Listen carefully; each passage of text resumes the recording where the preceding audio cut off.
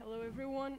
So my presentation is on how relevant are ideologies in politics. So there are few words in politics with such a pejorative connotation as the word ideology.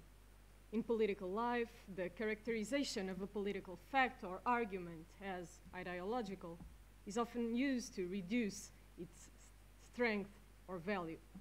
However, it seems to me that there is no political event or discourse outside ideology.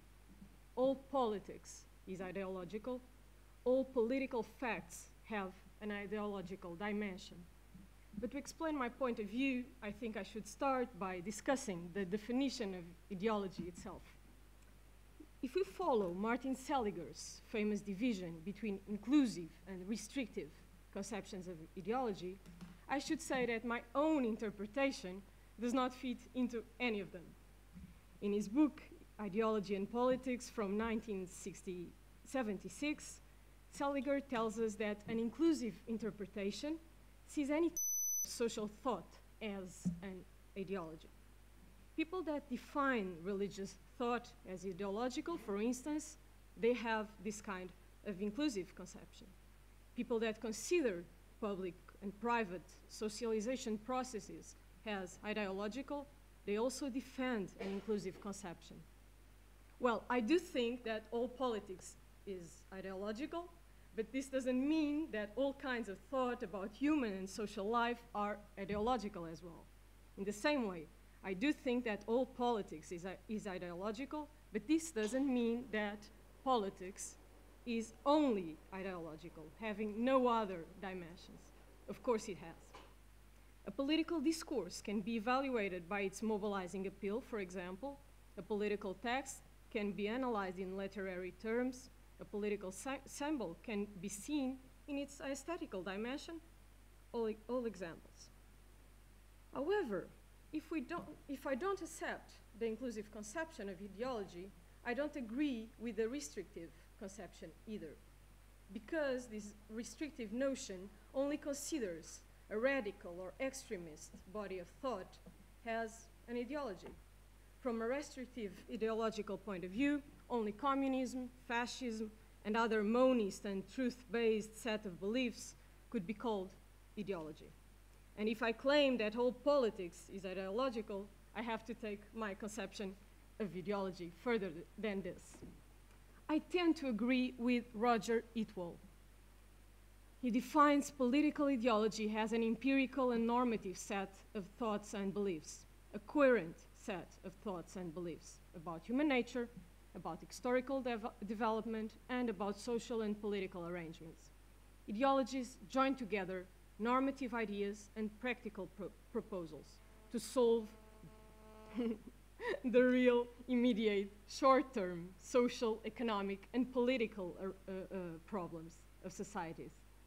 That is to say that ideologies do not dissociate political values from a pragmatic approach, do not dissociate political ideas from political programs.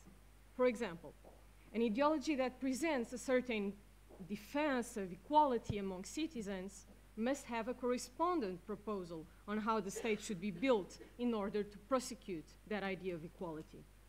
This notion that Itwell defends in his work Contemporary Political Ideologies of 1993 allows us to distinguish ideology from religious thought or from propaganda or from socialization processes, allows us to avoid inclusive conceptions that take ideology far beyond political phenomena.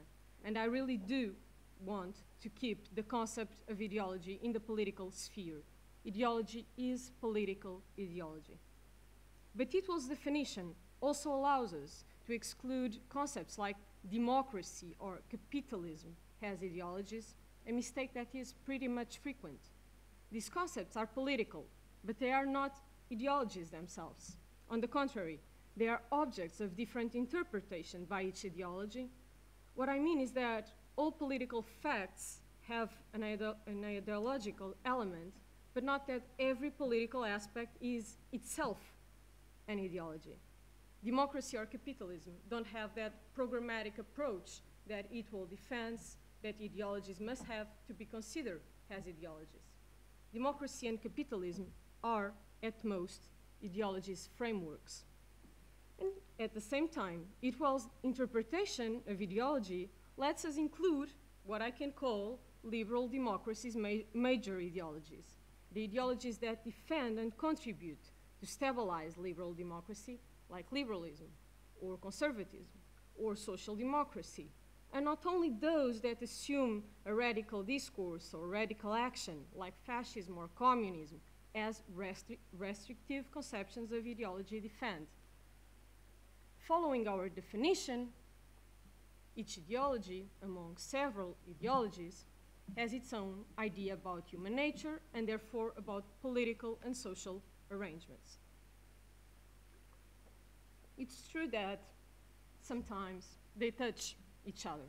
For example, when liberalism, social democracy, or communism think about human nature, they all reach an idea of equality among individuals, but they distinguish from each other since they all have their own particularities. For example, liberalism defends equal liberty and equality before the law, or even a basic level of equality of opportunities. Social democracy defends a stronger concept of equality of opportunities and, at least in the recent past, a certain level of social economic equality. Communism defends equality of outcome. And of course, any of these ideas of equality requires different pragmatic proposals, which are translated in the defense of different state apparatus. Liberalism prefers a state that only guarantees liberal rights through police forces, courts, and army, for example, since these are the public services that assure equal liberty and equality before the law. Social democracy demands a strong welfare state, a welfare state that redistributes wealth through taxation that funds public services, education, health, social security, in order to assure a reduction of the inequality gap. Communism wants an omnipresent state, a state that fulfills all human life's spheres, equalizing all of them. So, we can do the same exercise for any other political value and any other empirical proposal. The conclusion will be that the former reflects a particular view of human nature and historical processes, and the latter, it's its translation into the empirical world. When I said that all politics is ideological, that there was no political event or discourse outside ideology, I mean that all of them are based on views about human nature and on the correspondent social arrangements, the social arrangements that allow their idea of human nature to be established and expanded. Ideologies are present in every society, at every time, and not only during crises or tension moments. They provide us different ways of interpreting human nature and history, and different ways of taking a consistent action over political, social, and economic real life. That's why every time one looks at political world, one does it through ideology's lens, the lens of their normative and empirical ideas. As Michael Friedan tells us in almost all his works in the last 30 years, each one of these ideological ideas can be called a political concept. Equality or liberty or justice are normative concepts. For instance, the fight against unemployment, or in favor of a welfare state reduction, or for a more restrictive immigration policy, are practical concepts, for example. This means that each political ideology is composed by different political concepts that translate the way each ideology defines social life and political events. In other words, ideologies are clusters, are groups of interconnected political concepts. And these concepts work as ideologies building blocks, allowing them to deliver a certain worldview. That is only possible because each ideology has its own core concepts that cannot be eliminated from the ideologies themselves for fear that they just become something else. There are core concepts. These core concepts are ideologies' main features. For example, we cannot have a liberal ideology without having a concept of liberty or a concept of individual. We cannot have a socialist ideology without having a concept of equality or a concept of community. We cannot have a conservative ideology without having a concept of order or a concept of tradition. Of course, each ideology has other adjacent or peripheral. It's the Michael Frieden's way of talking about this. There are other adjacent or peripheral concepts to these essential concepts. And these side concepts are more flexible, less stable through time and through space than core concepts. For example, equality of opportunities for liberal ideology is an adjacent concept in the sense that we would still call this ideology liberalism even if this idea of equality of opportunities was not there. In fact, equality of opportunities is even a recent concept in liberal ideology. We cannot detect it on Locke's works or on British Labour Party at the end of the 19th century, for example. Anyway, each ideology gives different meanings to the several political concepts, the core ones, as well as adjacent or peripheral ones. As we saw, for instance, what equality means for liberalism, it's not the same that it means for social democracy. Or, in more empirical terms, rising VAT instead of rising income taxes has not the same connotation for liberals and for social democrats. So, it's the individual's opinion about all the ideological meanings of all these political concepts that makes these individuals able to think the political and also to define a position towards it. That's why I also follow Michael Frieden saying that ideologies are political maps. And they are maps precisely because they are grounded in concepts that make political sphere intelligible to all of us.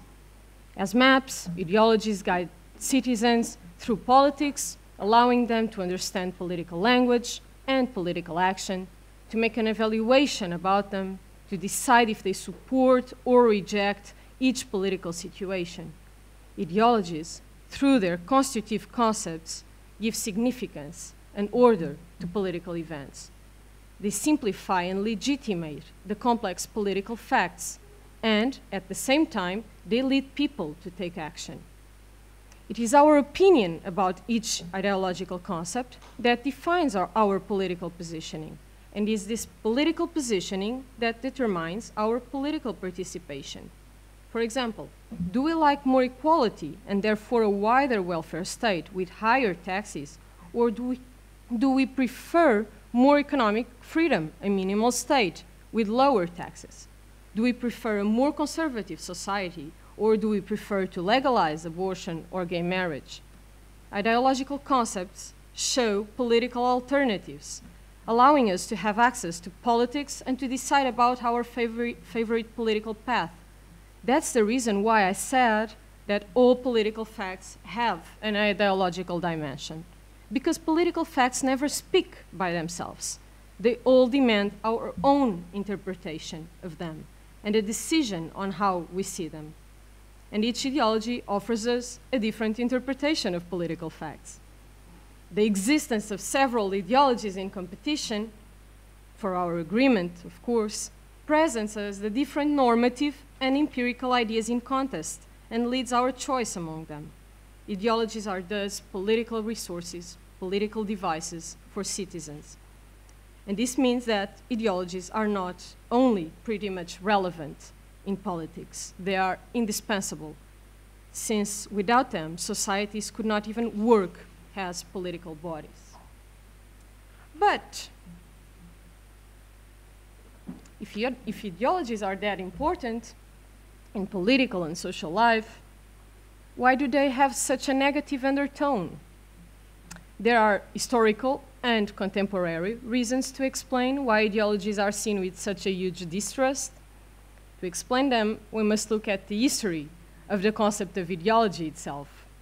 So, it was Antoine de Saint-Exupéry, a French philosopher who followed the rationalist tradition of Enlightenment and positivism, who minted the word ideology in 1796, after the French Revolution, of course.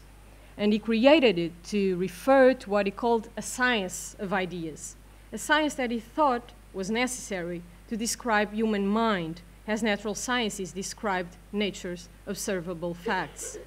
But this association between ideology and science did not last, since Napoleon, who was quite sympathetic to de Tracy's work in the first moment, started disdaining it immediately after he became emperor in 1804. Of course, the Ideologues, as Napoleon contemptuously called de Tracy's group from that moment on, could not support a dictatorial power founded on symbolical and emotional political elements, and Napoleon's regime was one of that kind, quite far away from the scientific interpretation of politics that de Tracy searched for. So, the emperor, for its own political, personal reasons, opened the criticism that compares ideology with a simplistic and basic analysis that doesn't take political reality into consideration, a criticism that lasts till our present days. However, the greatest reviewer of the concept of ideology was Karl Marx. In 1846, Marx and Engels wrote The German Ideology, the first book they wrote together, where they criticized the German philosophers who cared only about ideas and were completely divorced about the real conditions of life. And more than that, these ideas were the ideas of the ruling class. Marx and Engels claim in this work, that ideology refers to the ruling ideas, and ruling ideas have always been the ideas of the ruling class. In their opinion, the class that possesses the material power also enjoys the intellectual power, because it uses its means of material production to control the means of mental production, and therefore submit those who don't have access to both kinds of means of production. That's the reason why Marx strongly opposed idealism and proposed a materialist vision of history. He did not agree with those who claimed that ideas played a crucial role in social life, because he believed that economic and social division was responsible for the production of certain ideas, certain legal, political, religious, aesthetic, or philosophical, I'm quoting, principles that simply reinforce the social economic division. Ideology for Marx is the set of ideas that reflects the material world and its social relations of domination. In other words, those who hold the property of means of production and compose, therefore, the ruling class, in the mid-19th century, the bourgeoisie, spread their ideology out in order to justify the social and economic system, in this case, capitalism, and to dominate the inferior class, in this case, the proletariat. Ideology was thus part of the superstructure determined by the infrastructure composed by economic and social relations, and only when the latter would be demolished could the former be erased. That's the way Marx contributed to a negative feeling about ideologies. One starts seeing them as a dogma, as a set of beliefs that are imposed to a society in a kind of authoritarian way to drive it in a certain direction, independently of this society's will. However, we must note that the most famous Marxist expression to define ideology as false consciousness, was not written by Marx, but by Engels a few years later. But of course, Marx had already thought about ideology in these terms, since Engels' idea of false consciousness pointed precisely to a set of creeds used to dominate a society. And that's why this expression became so famous within Marxist thought. So, of course, there are ideologies that are not imposed by a superior power to a society that does not desire them, but not for Marx. Marx was the first using the word ideology to name a set of beliefs that only aim to justify and support a particular economic and political system that favors a minority ruling class. However, from the Marxist interpretation of ideology, we can, despite all disagreements, extract some positive ideological features. For example, we can take from Marx the idea that social and historical circumstances shape political ideas, which is quite correct. Karl Mannheim, for example, in his work Ideology and Utopia of 1929, did it. Departing from Marxist approach, he defended that it was not only capitalist economic and social environment that could generate ideology. On the contrary, any social environment would influence the creation of consistent ideologies. Of course, when saying that several ideologies would be produced by all social circumstances, Mannheim was challenging Marx, since he was assuming that ideologies were not simply imposed to blind individuals. In Mannheim, ideologies were dynamic and mutable, as well as plural, but its social roots came from the Marxist notion. We can also learn from Marx that ideology has a central political function, since it orders the world and legitimates some practices, although he looked at it from a negative point of view. Michael Friedan is, for all that I said before, the best example, in my opinion, of how this idea has been developed.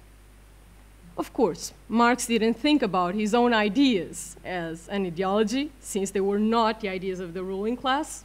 Others did it later. But we should note that even Marx's critics started claiming that his ideas composed an ideology, making appeal to the very Marxist theory that sees an ideology as a set of beliefs imposed to a society in order to manipulate it. For example, when Daniel Bell claimed for the end of ideology, he was in fact saying that radical ideologies, namely Marxist communism, were no longer a political option in Western world, where liberal democracy seemed to have triumphed.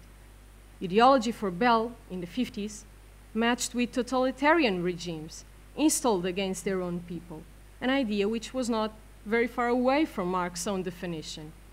Besides, Bell used the word ideology as Marx did, using the singular and not the plural. There's only ideology as something radical, disturbing, and imposed. And that's the reason why there could be no space for ideologies, plural, within liberal democracy's consensus. This notion of ideology made it easy to present political facts as ideological versus consensual. It's quite easy to say that either you are looking to a political event, a political measure, a political discourse in a wrong way, and you're being ideological, or in a correct way, if you're following the mainstream consensus. This argument followed its course and contributed to the generalized pejorative connotation the word ideology still carries today. But even when there's a certain political consensus in a society, that consensus is ideological, is a consensus formed by the agreement of the main ideologies whose key concepts are aligned in a particular moment or in what concerns to a particular issue. For example, liberalism and conservatism were contaminated by social democratic ideas after the Second World War, but they did not become equal ideologies, that they were not all the same. There was a kind of consensus, since no one would say that the state should play no role in economic or social life those days, but despite some approximation, the several ideologies kept some differences, and ideological diversity was not a complete mirage. The same happened more recently, when neoliberalism contaminated social democracy that culminated in what is called the third way. But once again, neoliberalism and this new social democracy are not one and the same thing, although there is a strong ideological proximity between them. However, in these cases, I think we might talk about ideological hegemony, in the sense that Antonio Gramsci used the expression in the notes he wrote while he was in prison between 1999 and 1935.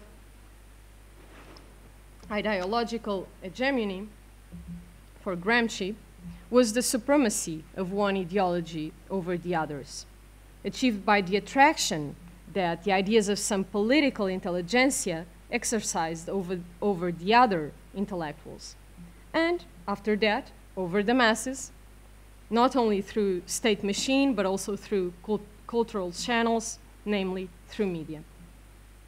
When we experience this kind of consensus and ideological supremacy, we can ask, in my opinion, if we are not standing before a hegemonic political thought.